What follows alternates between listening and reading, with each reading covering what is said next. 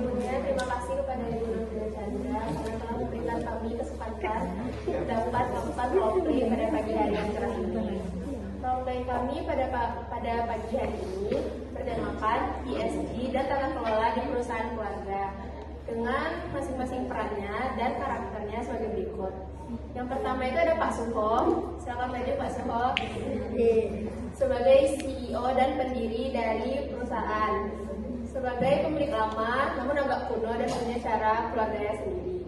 Selanjutnya adalah Ibu Airin. Sebagai CEO dan istri dari Pak Suho. Bendahara keluarga, lihat untuk rugi, khawatir biaya, dan memanjakan usi. Selanjutnya adalah Rinji, Kepala Divisi Operasional dan putra dari Pak Suho, yang mana merupakan kembarannya Lucy. Anak modern, peduli ESG dan khawatir sama masa depan perusahaan. Selanjutnya adalah Lucy, sebagai Kepala Divisi SDM dan putri dari Pak Suho, serta kembarannya Lili. Pemberontak cuma dimanjakan Ibu Airin. Selanjutnya ada Ibu Natasha, sebagai konsultan independen GCG dan ESG, ahli dari luar, tegas dan menghargai waktu. Selanjutnya adalah Pak Steve, sebagai perwakilan investor, sifatnya sabar, bahasanya sederhana dan fokusnya jangka panjang. Nah, mungkin kita bisa langsung saja mulai di proyek kita pada hari ini.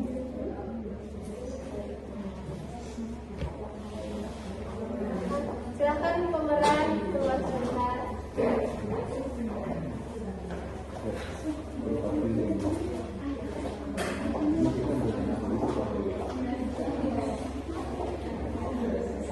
Sebuah ruangan rapat santai di kantor pusat perusahaan keluarga Megah Jaya berlangsung diskusi yang bisa menentukan masa depan.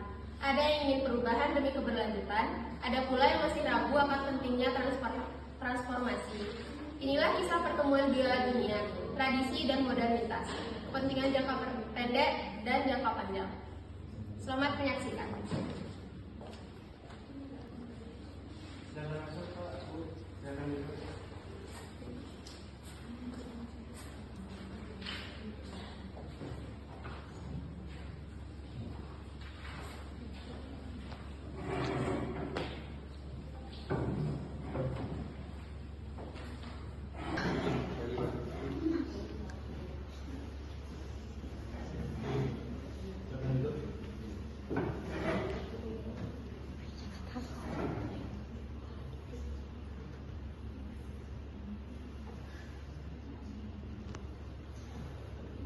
Baik, selamat pagi Bu Natasha, Pak Steve, mohon maaf istri saya dan istri sepertinya agak terlambat. Sepertinya mereka ada urusan. Dan dari siapa? Baik Pak, waktu itu adalah Mas ya Pak, lagi di perusahaan sebesar Megah Jaya ini. Saya tidak salah menunjukkan tentu Bapak dan Pak Steve waktu juga tadi tidak.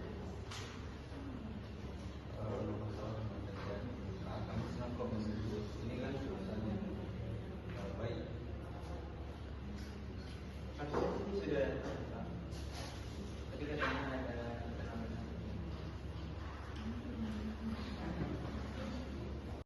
Selamat pagi. Mohon maaf ya Bapak dan Ibu semuanya. Saya ada keperluan tadi sebentar dan anak saya juga sedikit ada keperluan tadi. Iya nih, macet parah. Udah kayak ibu kota aja pada ini. Aku juga tadi ada urusan sebentar. Ya kan, Man? Iya. Udah headshot. baik. Ada diskusi silakan duduk. Mari kita lanjut.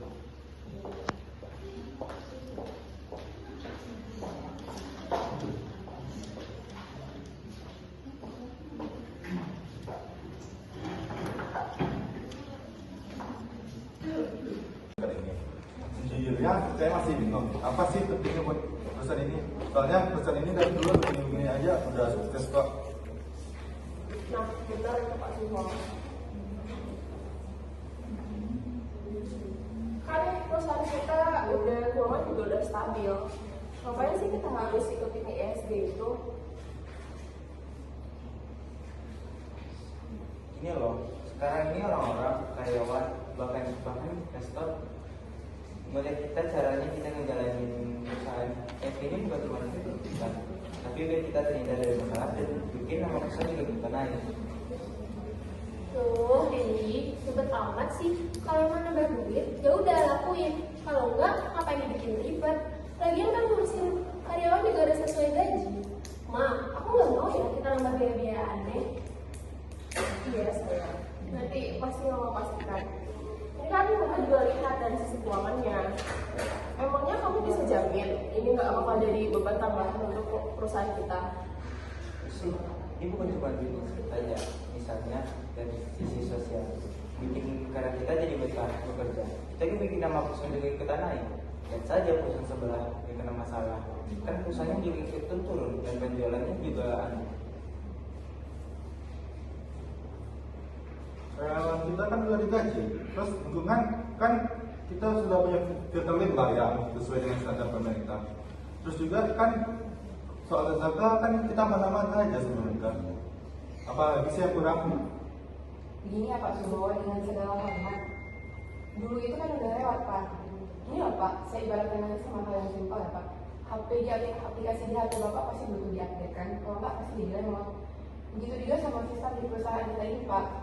Kalau kita cuma pakai cara code, kita bakalan tertinggal Pak. Kayak masalah pembayaran karyawan itu bisa jadi bom waktu kalau kita nggak update caranya Pak.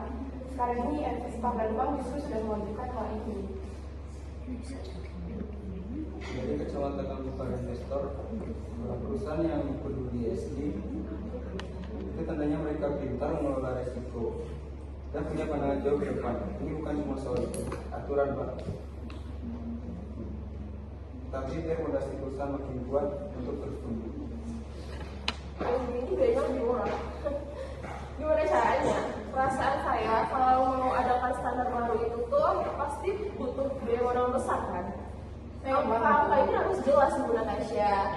Saya nggak mau nanti tiba-tiba ada beban tambahan untuk neraca di perusahaan saya ya.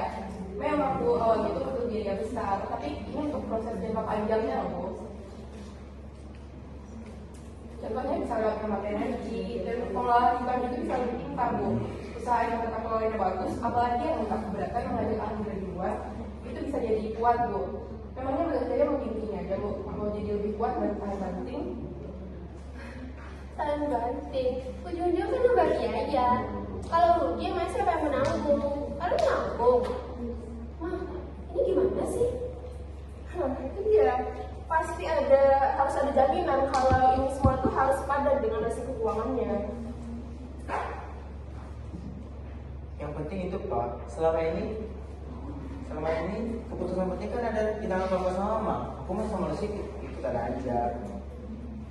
Padahal di luar sana banyak banget profesional yang punya ide dan pengalaman yang bagus yang bisa nambah wawasan kita. Kalau mereka dilibatkan, misalnya jadi komisaris dan independen atau masuk komite audit, itu kan bisa bantu kita ngelihat hal-hal yang baru yang gak kepikiran sama kita dan bikin tetap kalau kita jadi lebih bagus. Jadi kalian bilang papa sama mama ini nggak becus untuk perusahaan? Bukan gitu Pak, Papa sama Mama kan dasarnya dari Mega Jaya. Justru karena kita mau perusahaan kita sukses terus, kita kan perlu masukan dari banyak pihak. Bukan mau gantiin, tapi mau melengkapi Pak. Maksudnya kita merekrut orang luar buat masuk jajaran tertinggi perusahaan kita. Emangnya mereka bisa dipercaya? Nanti kalau rahasia perusahaan bocor gimana?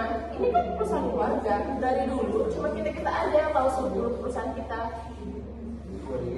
Justru dengan adanya orang luar yang independen, itu malah bikin perusahaan kita makin terpercaya.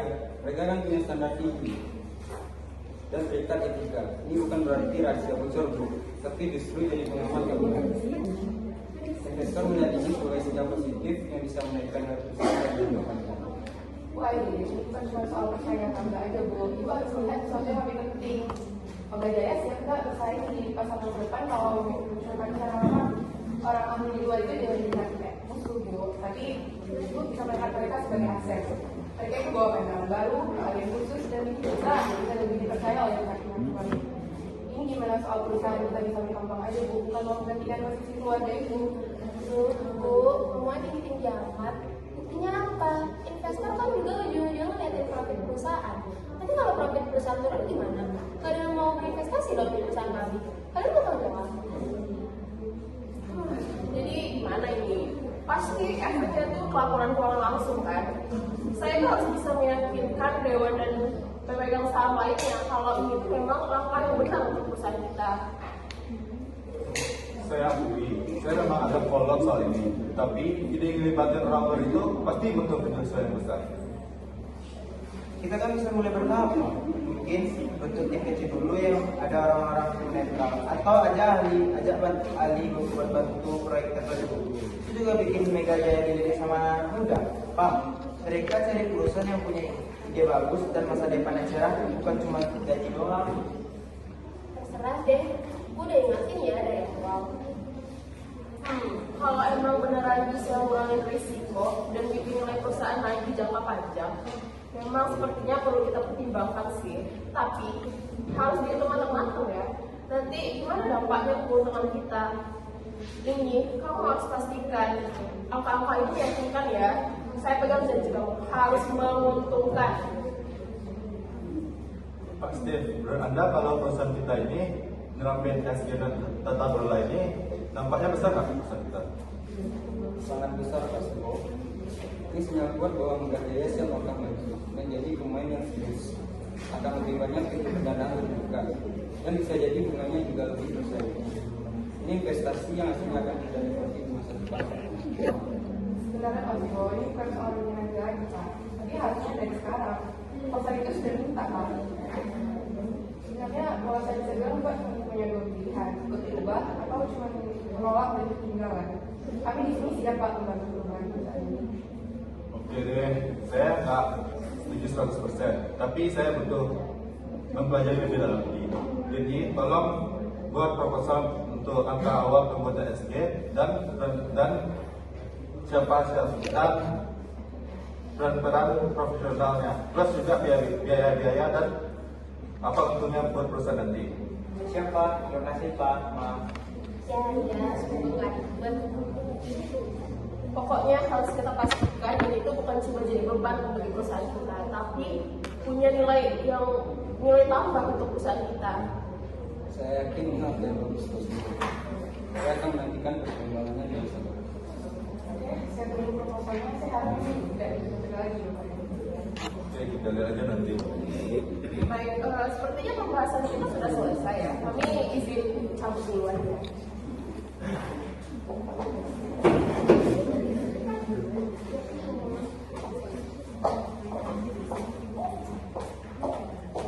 Oke, terima kasih sudah datang pada rapat pagi ini. Mari kita tutup saja rapat kita pada pagi hari ini.